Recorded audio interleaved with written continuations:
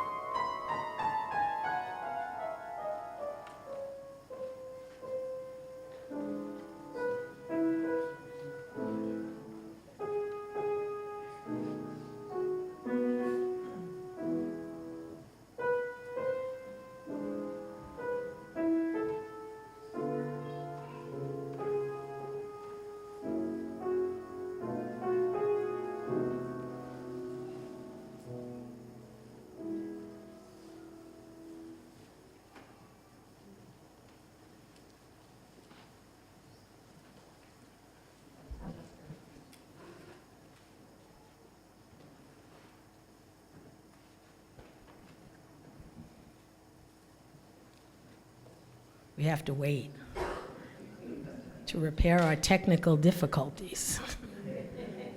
There we go. Because we need to read the chalice lighting in unison.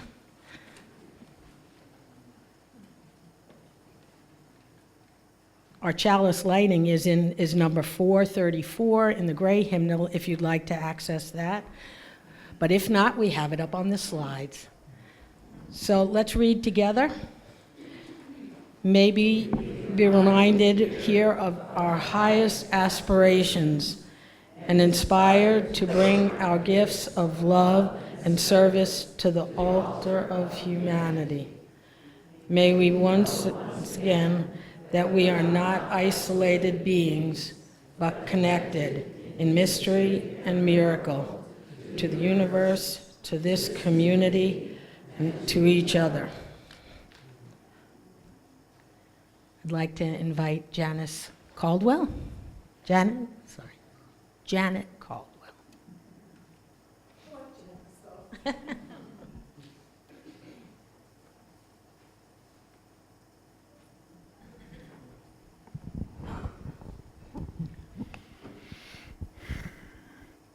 Soon, we imagine this circle of compassion.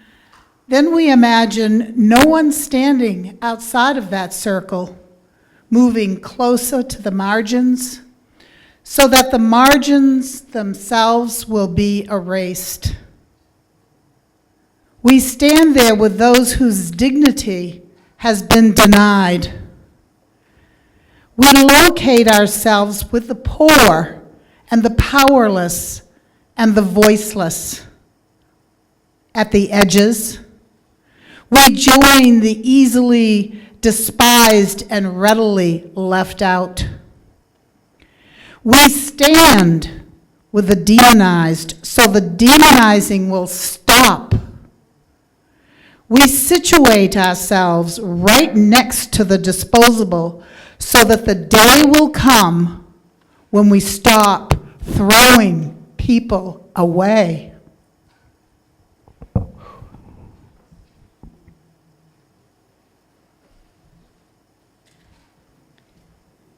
This service is being presented by the Social Service Committee. And it's the story of Saturday breakfast at the Unitarian Universalist Community Church. It began when we started to imagine relationships with our unhoused neighbors sleeping at the Congregational Church Overnight Warming Center. Prior to deciding how to begin a relationship, we asked the guests of the Overnight Warming Center what they needed. We learned the warming center closes each morning at 7 a.m., and over the weekends, there are no meals provided until 4 p.m.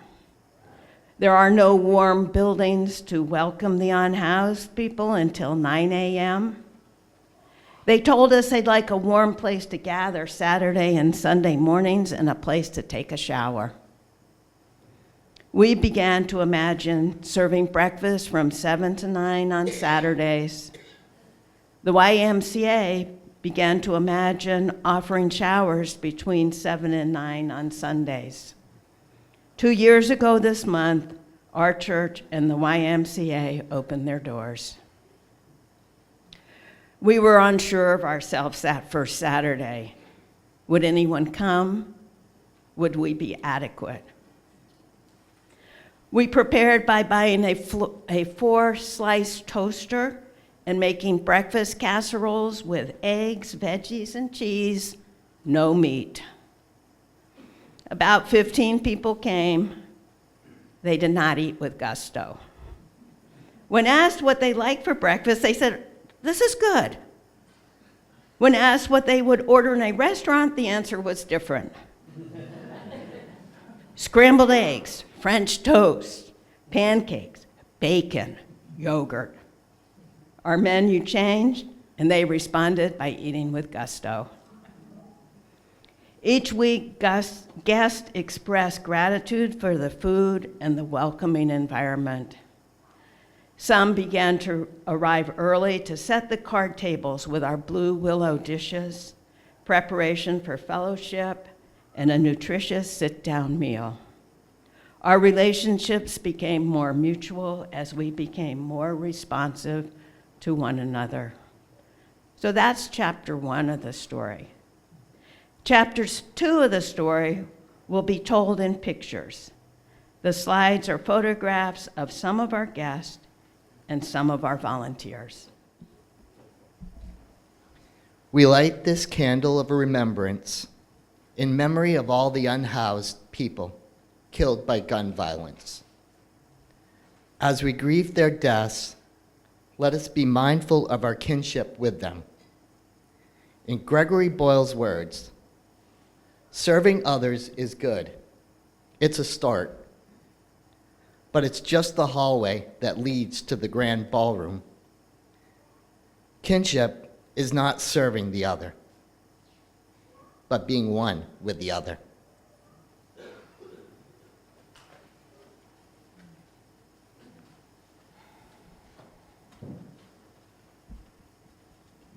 Chapter 3.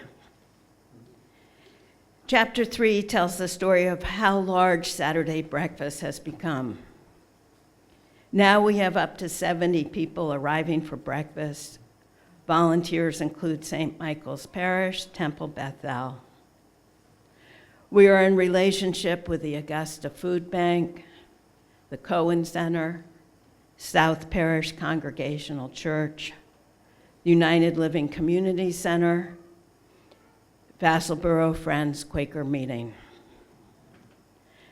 But the real story is about entering into kinship with the unhoused people, to join in conversation with them, to celebrate with them, to grieve with them. Doris and Quay celebrated their birthdays together with an apple pie. Quay turned 30, and her birthday wish was to live one more year to age 31. Dan was the first death we experienced. He died from an overdose. We were asked by a guest if we could pause to reflect on Dan's life during breakfast. People wrote notes to his mother. We listened to his favorite song. We paused in silence. There have been many more untimely deaths since Dan's. Some overdose, one suicide, another by gun violence. Each death was memorialized during breakfast, offering memories, regrets, and silence. We are mended by our imperfect relationships with one another. This wider circle of community, of kinship, is not limited to the breakfast volunteers. This church, UUCC of Augusta, Maine, has opened its doors, given rides, pre-cooked bacon, shopped for groceries, contributed money for groceries, donated clothing, showed up on Saturday mornings at 6:30 a.m. And in the words of Gregory Boyle, we situate ourselves right next to the disposable so that the day will come when we stop throwing people away. If we can just pause for 1 minute of silence.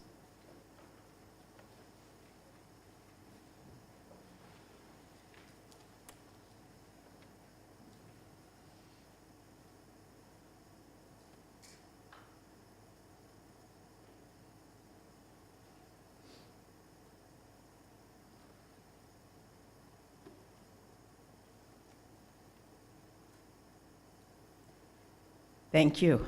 The choir is going to sing us a beautiful song about love.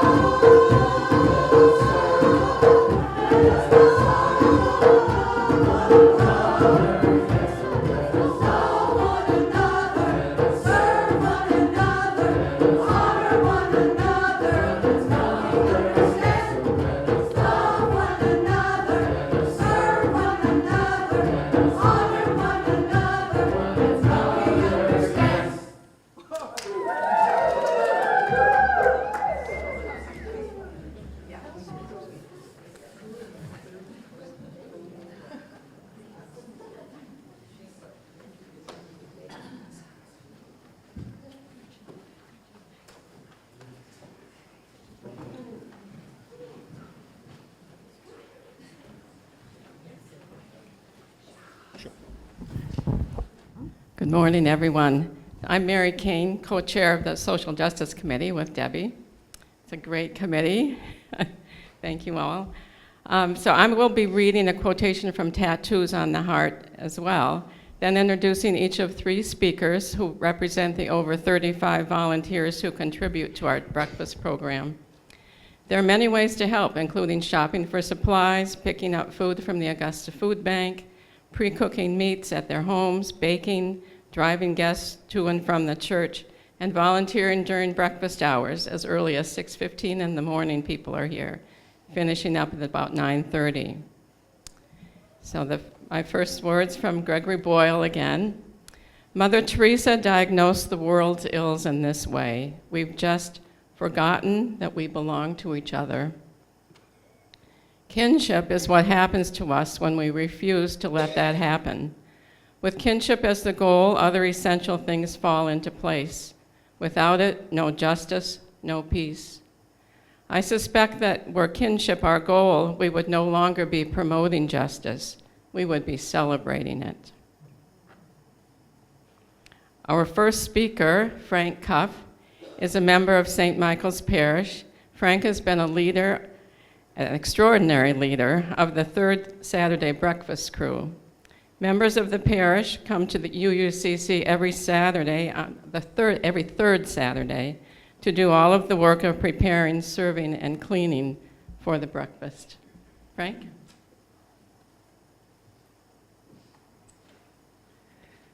Thank you, Mary, and thank you for inviting me and my wife Elizabeth to join you here today.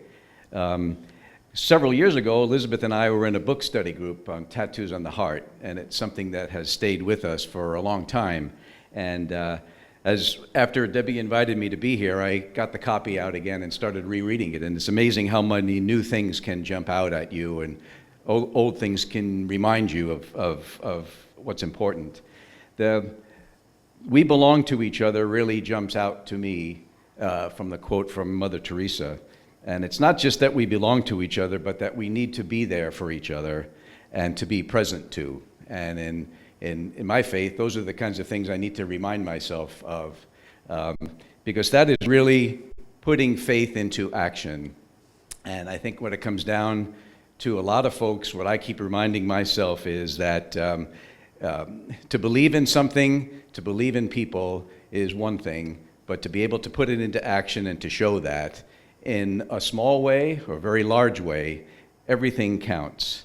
And I think in the case of the Saturday breakfast, putting faith into action, to me, it's not just faith, it's interfaith. It's us from St. Michael's. It's you folks from the Unitarian Church. It's folks from Temple Bethel. We also are involved in the suppers with the Congregational Church. And so to me, that's what it's all about. It doesn't matter what faith you have, where you come from, whether you have a faith in a God, but if you have faith in your fellow human beings, I think that's what brings us all together to look after each other. I think a couple of things that have amazed me and strengthened my faith as being part of the Saturday breakfast is the amount of donations I see, even on the one weekend a month that we're here, the bread that comes in, the people that maybe who can't be here with us to serve and to interact with our guests, but will drop off baked goods in the morning for people to share, or maybe a pair of gloves or a wool hat that can be distributed to someone in need later that day. There's one thing that was mentioned in earlier comments, the circle of compassion. And first thing I noticed when I walked in was the wreath on the wall. And I spent my career working in forestry, working outside, and I've always identified, I think, it's more pleasing to think in terms of circles, I think. A circle that can be widened. It doesn't ring so well when you think of a square being widened or a rectangle, but I love the thought of a circle and that it can be expanded. But in trying to live out my faith and share it with other people, I like to picture that as a web or almost a wheel. And in forestry, when we would teach other people about what was happening out in the woods, we used an example of a web of life, and that, or like a spider web. And inside that circle, there were a number of different lines, and they went in many different directions. They went to you, they went to the back of the room, they went outside. And when everything was tight, the wheel moved, it held together, there was stability there. It could be moved out to include more people, but it was stable. But if someone was pulled away or knocked down, there was a loosening of that tightness. But everybody in the circle could feel that. There's no question that we are tied to each other, we're interconnected. So when one person is hurting, we can all feel that. And I think that's when we need to be there to be present to others.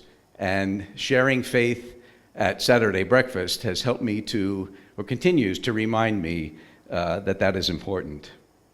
So that web of life continues that connection.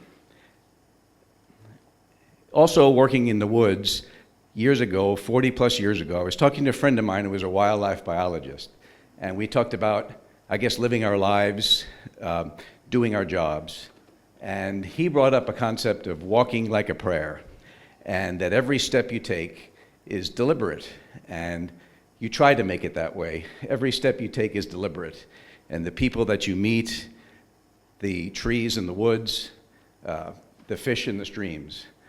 And one of the things that Greg Boyle mentioned in his book, when speaking about one of the homies that he worked with, was that person standing on sacred ground.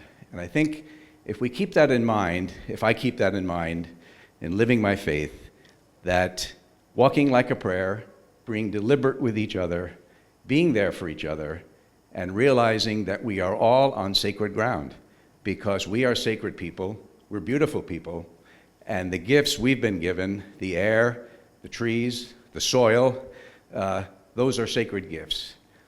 I try to keep that in mind all the time. Saturday breakfast helps me do that. And I think in closing, I would just say that, we're all looking to belong. I know I am, especially since I was a teenager, even now. And walking down, being part of Saturday breakfast, the Saturday suppers, and then walking around in this area, and some of you who I now know as friends, some of the guests who recognize me, helps me belong. And we're all looking for that. And I want to continue being able to do that for folks as part of Saturday breakfast, because we really do belong to each other, and being here for each other is really what counts. And that's how we grow. So thank you very much for this opportunity to speak with you.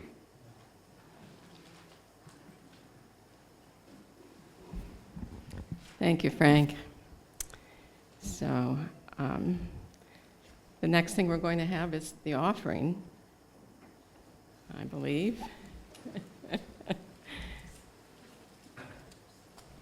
Okay. That's okay. I didn't have my... Got it. Okay, at this time, we'd like to take an offering. And could I have 2 volunteers? I have David and Scott.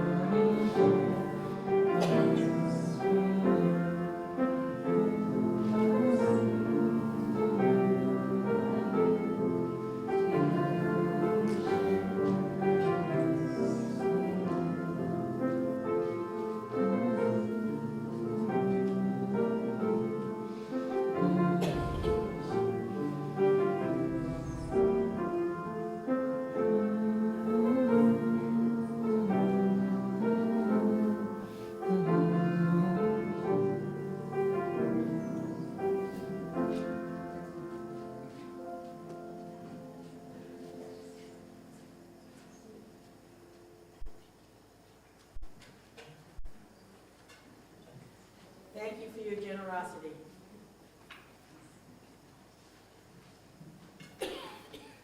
Thank you for your generosity. Mary?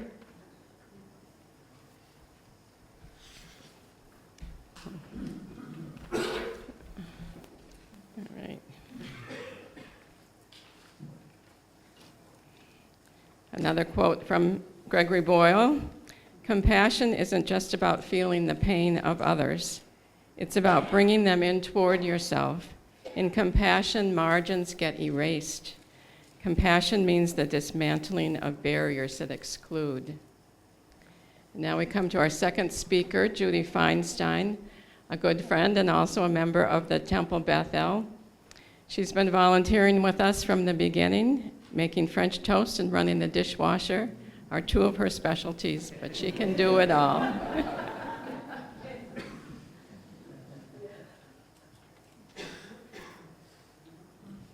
I have scars from making French toast, and my back hurts every time I unload the dishwasher. But I keep doing it.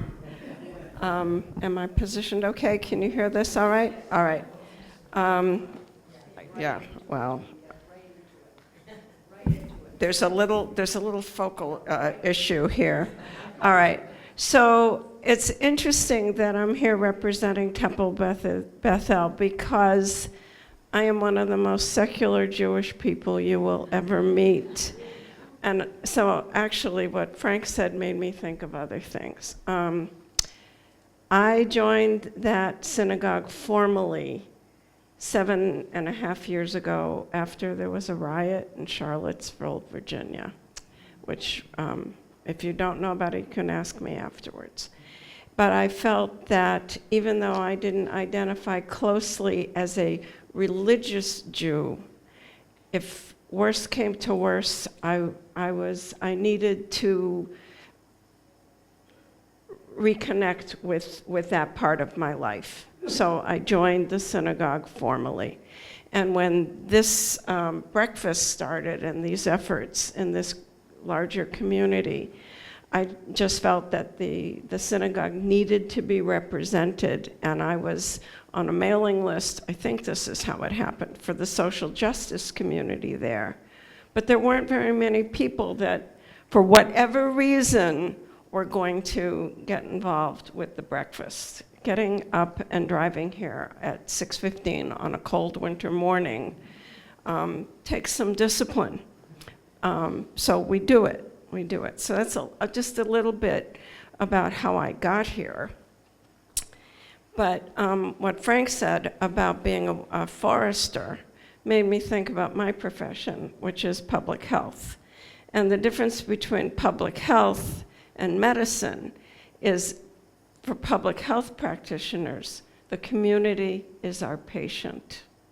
So our job is to improve, maintain, enhance the health, however you want to define it, of the community. And where did he go? I really want to thank him for making me think of that. Because there has to be a reason, and all of this is connected. So it's also surprising me what I saw in the order of service and what's been said already. I didn't talk to anybody about what I was going to say, except when Mary called me, and I did think of something. But it's all fitting together so amazingly well that I'm really very grateful, and I'm very impressed. I thought of a concept, the word is tikkun olam. They're two words, T-I-K-K-U-N-O-L-A-M. And I actually looked it up because I wanted to make sure that when I talked about it, it's not going to be a theological explanation, but that it was correct.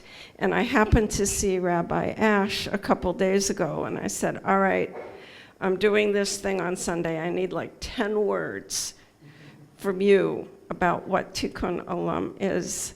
And what she said and what I had already thought of, I was right. So I'm not going to repeat what she said, but it was already what I was planning. So I checked with my spiritual leader, to get it right.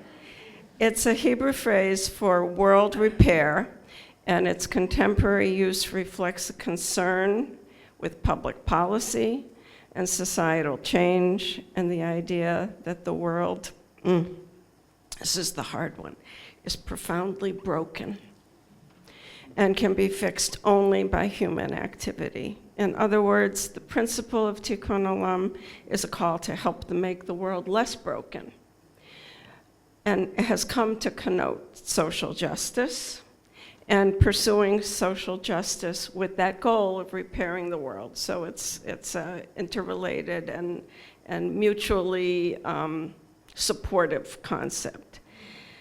Judaism is a religion of personal responsibility. I looked that up, I wanted to make sure.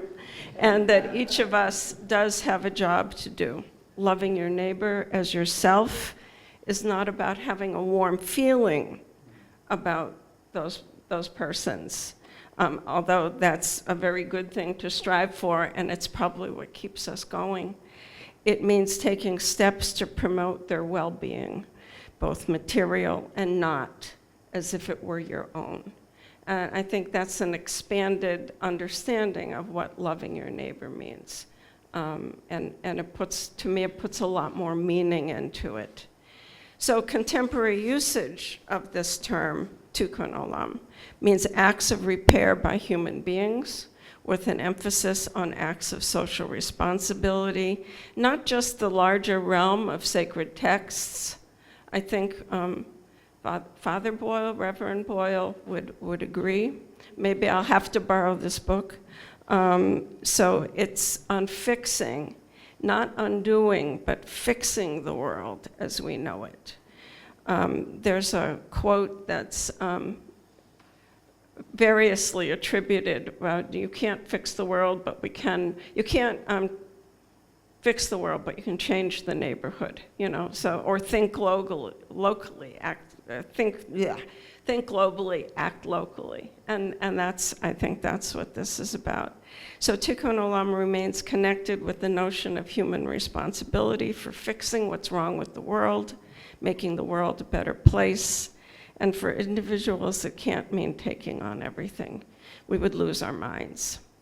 And it can be very small acts, like holding the door for somebody, carrying a package for somebody, you know, as you go in and out of a building, and participating in the breakfast on Saturday because it's the right thing to do. And that's all I had to say. Thank you for having me. That was great. So, a couple more quotations. The first one is from Tattoos on the Heart. Compassion is, quote, a covenant between equals, and also equal souls all day long. I love that one. And a switch to Rumi, a short poem. Something opens our wings, something makes boredom and hurt disappear. Someone fills the cup in front of us. We taste only sacredness. And our final speaker is Kevin Kane, member of UUCC. He's also been volunteering from the beginning. From the first Saturday we opened our doors, he helped make one of those vegetarian casseroles with me. Kevin will do just about anything at breakfast, but he's the go-to guy for the bacon and sausage and for reaching the bowls up on the high shelf. Thank you. So the Reverend Norman Allen of the Portland UU Church said about his work with the unhoused to the Portland Press Herald earlier this month, quote, every Sunday morning at the beginning of service we say our mission statement, which is to nurture the spirit, grow in community, and help heal the world. He said the UU Church work with the unhoused matches that statement perfectly. To be honest, as I work Saturday mornings at breakfast, I cannot imagine a better way to nurture the spirit, find and grow community with people following different paths in life, and help in my little way to heal the wounded of our world today. I watched the Maine Housing Authority statistics on homelessness grow rapidly these last 3 years and felt pretty helpless. Mother Teresa said, not all of us can do great things, but we can do small things with great love. I am not capable of doing great lobbying or organizing in the larger arenas of our society. So when I heard about the plans for Saturday breakfast for the unhoused 2 years ago, that felt like something I could handle in my small way. Once I started, I found a most welcoming and fun group of volunteers to work with. Every Saturday that I work, I look forward to pitching in whatever tasks need to be done because everyone shares such a positive attitude and a willingness to help in whatever way we can. And the breakfast guests have deeply disturbing problems, as we all know. Some have mental health or drug problems that mess up their behavior. But despite this, most of the attendees seem so happy to be with us, and they enjoy and appreciate the good food and the positive social interactions that happen Saturday mornings. Thank yous from the attendees are always abundant. Thank goodness when someone's problems do make them act out. There's usually somebody like Debbie who knows how well to step in and handle whatever problem develops in a very effective way. So one issue I have is that connecting with the unhoused is difficult for me because I'm mostly in the kitchen and I'm a lifelong introvert. As Father Gregory Boyle, who works with the most impoverished community in Los Angeles, said about standing with the outcasts that we heard in Kinship. I have to say I at least am glad that I have witnessed that developing in many of our volunteers who have deeper relationships, and one goal is for me to work on that for myself in the future.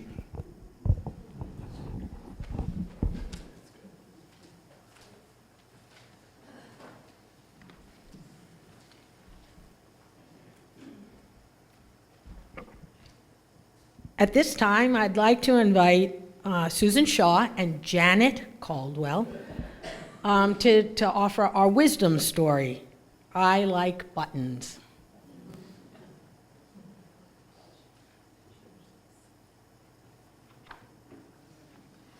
Good morning. We're going to take this out of here. All right. I woke you up, right? No, everybody else, you couldn't sleep through any of this stuff that's been going on. I Like Your Buttons, a simple story written by Sarah Maxwell Lemstein and illustrated by Nancy Cody, teaches that a smile and a kind word gives people a sense of pride in themselves and a desire to do something nice for others.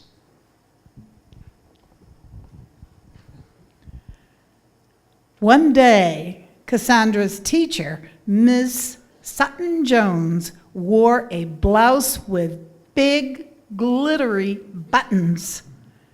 "I like your buttons, Miss Sutton Jones," Cassandra said. "Why, thank you, dear. You've made my day."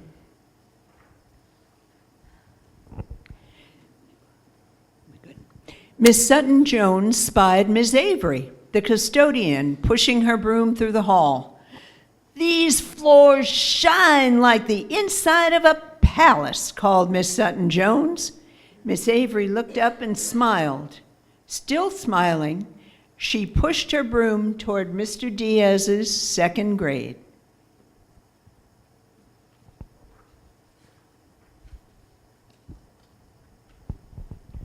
Mr. Diaz was peering out the door. "Your kids are the tidiest," Miss Avery exclaimed. Mr. Diaz chuckled. He turned to his class and sang out, "Snack time," before the second grade had finished spelling.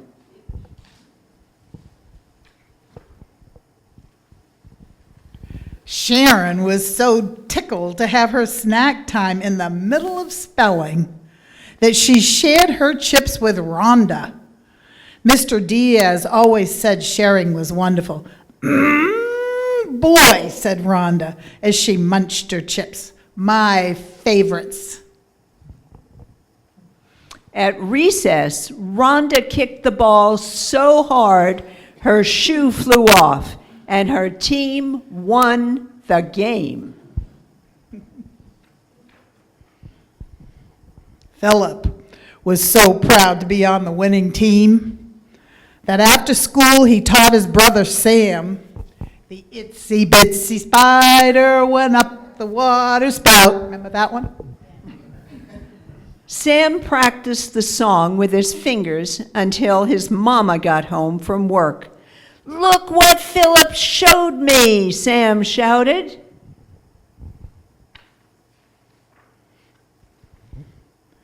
Mama sat right down and took both Sam and Philip on her lap.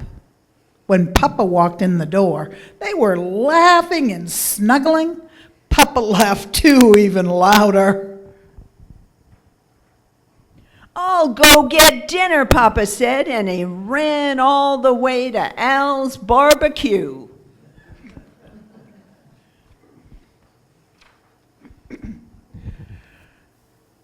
"Slather on my hot sauce, Al," he said. "You make the best ribs in the neighborhood." Al puffed out his chest and slathered on the hot sauce. Then he called to his helper, "Take a few minutes off, Julian. You deserve it." Julian sat on the back stoop and sipped a lemonade, happy to be out of the hot kitchen. "Here, kitty," he said to the cat who lived in back of the restaurant. "Want some ribs?" He held out a string of beef.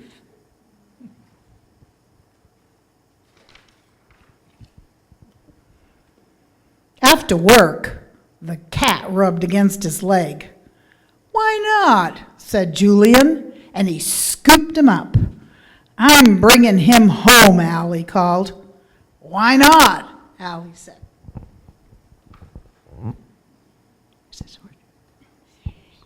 In the morning, Julian's daughter woke up and found a cat resting on her bed. He was purring softly. "Daddy," she called. Julian came into the room. "You like him, Princess?" he asked.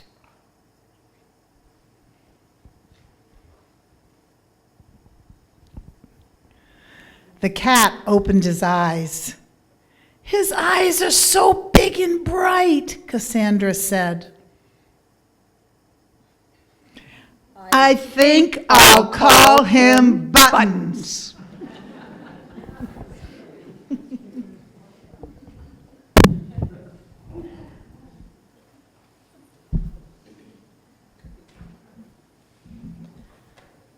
I'd like to now invite Debbie and Mary to present the Kerry Johnson, sorry. Let me start over again. Hi, Kerry. The Reverend Kerry Johnson Social Justice Award.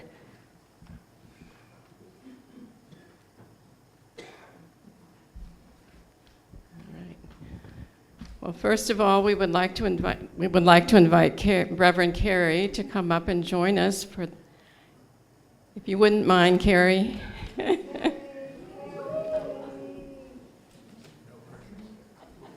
It's just so great to see you. I don't know.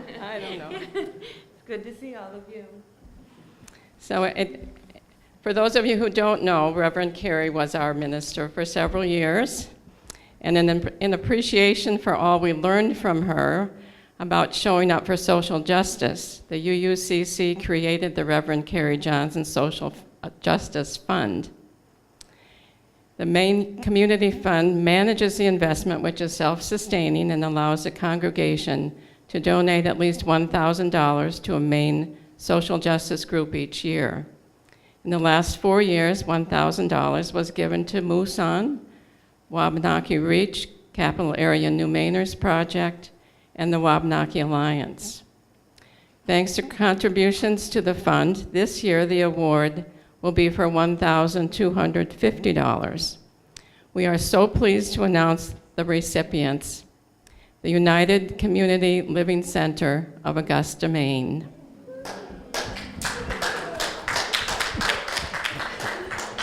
So the United Community Living Center, we have 3 of the 4 founders of that organization with us and one of their granddaughters.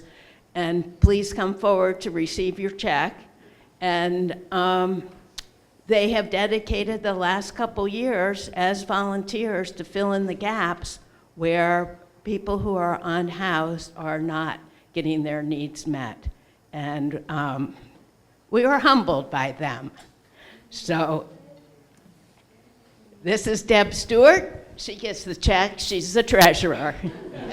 So much. This is her granddaughter, Jasmine, who helps at breakfast. This is Betty. She's the big crybaby. And this is Sue. And Sue's the quiet one. Yes. So thank you. We are grateful, very grateful for your work. And you were surprised, right? Yes. Yes.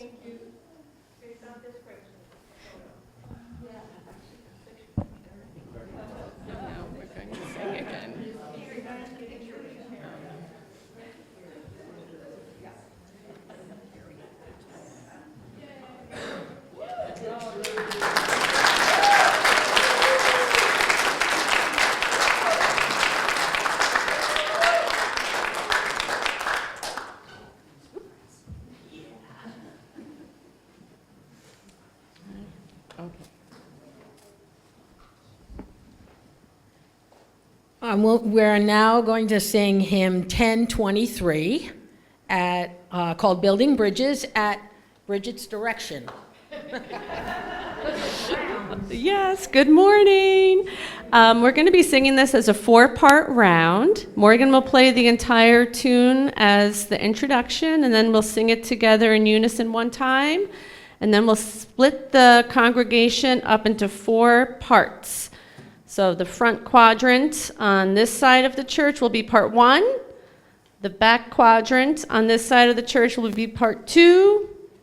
The back quadrant on the piano side of the church will be part 3. And the front quadrant by the piano will be part 4. So Morgan will play the whole thing as an intro once. We'll sing it together once as the whole congregation, and then 2 times in the round. So as you're willing and able, please rise and let's go for the gold.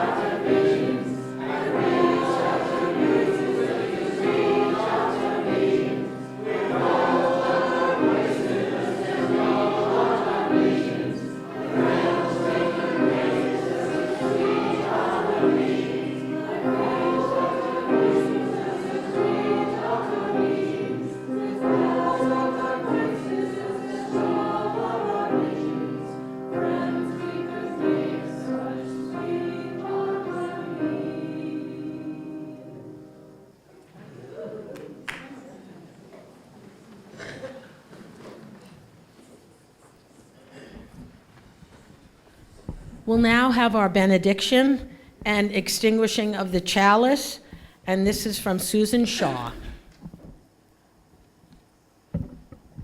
Well, I'm just reading it. I didn't write it. It's called With the Moon Language by Hafiz. Admit something. Everyone you see, you say to them, love me. Of course, do not do this out loud, otherwise someone would call the cops. Still, though, think about this great pull in us to connect. Why not become the one who lives with a full moon in each eye that is always saying, with that sweet moon language, what every other eye in the world is dying to hear. The Social Justice Committee thanks the UUCC congregation for making our church a place where radical kinship can develop. Thank you.